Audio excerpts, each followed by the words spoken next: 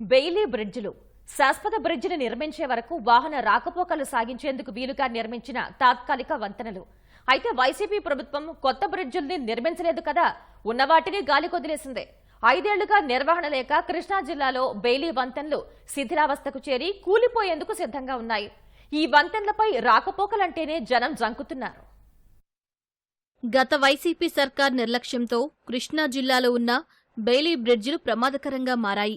వంతెనలకు మరమ్మతులు చేయకుండా రోడ్లు, భవనాల శాఖ అధికారులు అలసత్వం వహించారు. గతంలో మొవ్వ మండలంలోని కాజా గ్రామం వద్ద ఐనంపూడి డ్రైన్పై అప్పటికప్పుడు వంతెన నిర్మించారు. ఈ మార్గం మొవ్వ నుంచి మొవ్వపాలెం, వేములమడ, కోనూరు, కాజా, రాయవరం తదితర గ్రామాల మీదుగా మచిలీపట్నం చేరుతుంది. కాజా, పద్దారాయుడు తోట గ్రామాల ప్రజలు మొవ్వ చేరుకోవాలంటే ఇబ్బందులు ఎదుర్కోవలసి వస్తోంది. కాజాలో నిర్మించిన బెయిలీ బ్రిడ్జ్ ఎప్పుడు కూలుతుందో తెలియని దుస్థితి. వంతెనపై ఉన్న రేకులు పగిలిపోయి రంధ్రాలు పడి ప్రయాణికులు అవస్థలు పడుతున్నారు.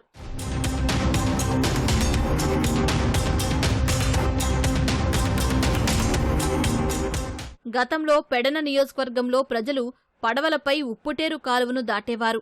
ఆ తర్వాత కాలంలో తాళ్లపాలెం, నారాయణపురం గ్రామాల మధ్య ఉప్పుటేరు కాలువపై బెయిలీ బ్రిడ్జ్ నిర్మించారు. వంతెన వినియోగంలోకొచ్చాక మచిలీపట్నం, పెడన నియోజకవర్గాలకు రాకపోకలు పెరిగాయి.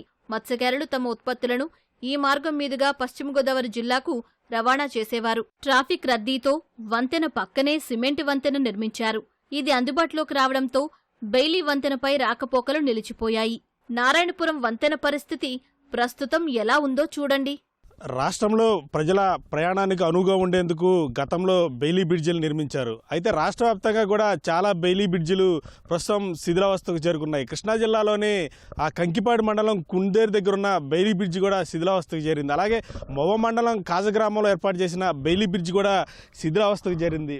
ఆ దృశ్యాల్లో చూసుకున్నది పెడన నియోజకవర్గంలో ఉన్న బెయిలీ బ్రిడ్జి. దాదాపు 20 ఏళ్ల క్రితం ఈ బెయిలీ బ్రిడ్జిని ఆర్ఎండి శాఖ ఆధ్వర్యంలో నిర్మించడం జరిగింది. మచిలీపట్నం అలాగే పూర్వపు మల్లేశ్వరం నియోజకవర్గాలను కలుపుతూ ఈ బెయిలీ బ్రిడ్జిని అనేది నిర్మించడం జరిగింది. మచిలీపట్నం ఆర్ఎండ్బి శాఖ ఆధ్వర్యంలో నారాయణపురం అలాగే తాళపాలెం మధ్య ఈ బెయిలీ బ్రిడ్జిని అయితే నిర్మించారు. ప్రస్తుతం ఇది శిథిలావస్థకు చేరుకుంది. ఎందుకంటే ఈ బ్రిడ్జి పక్కనే మరొక సమాంతరంగా సిమెంట్ దిమ్మలతో మరొక బ్రిడ్జిని ఏర్పాటు చేయడంతో ప్రయాణికులు, ప్రజలు కూడా ఆ బ్రిడ్జి మీద రాకపోకలు సాగిస్తున్న నేపథ్యంలో ఈ బ్రిడ్జి అనేది శిథిలావస్థకు చేరుకుంది. అయితే ఈ బ్రిడ్జి మీద పైరేకులు ఏవైతే ఉంటాయో అవన్నీ కూడా అధికారులు గతంలోనే తీసుకెళ్లారు. ప్రస్తుతం బ్రిడ్జికి ఇనుప గడ్డర్లు అలాగే కడ్డీలు ఏవైతే ఉన్నాయో అవి మాత్రం ఈ బెయిలీ బ్రిడ్జి మీద ఉన్నాయి. కంకిపాడు మండలం కుందేరులో ఉన్న పాత వంతెన శిథిలావస్థకు చేరడంతో ప్రజల ఇబ్బందులను గుర్తించిన గత తెలుగుదేశం ప్రభుత్వం 2015లో 6.5 కోట్ల రూపాయలతో రైవస్ కాలువపై కుందేరులో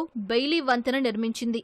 కంకిపాడు నుంచి కుందేరు, కాటూరు, మానికొండ, పెదపారుపూడి, గన్నవరం, గుడివాడ ఇలా అనేక గ్రామాలను ఈ వంతెన ద్వారా చేరుకోవచ్చు.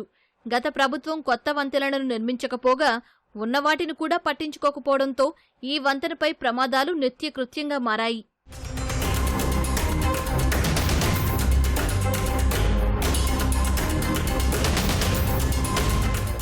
మరోవైపు మరమ్మతులు లేక బెయిలీ వంతెనలు నిరుపయోగంగా మారాయి.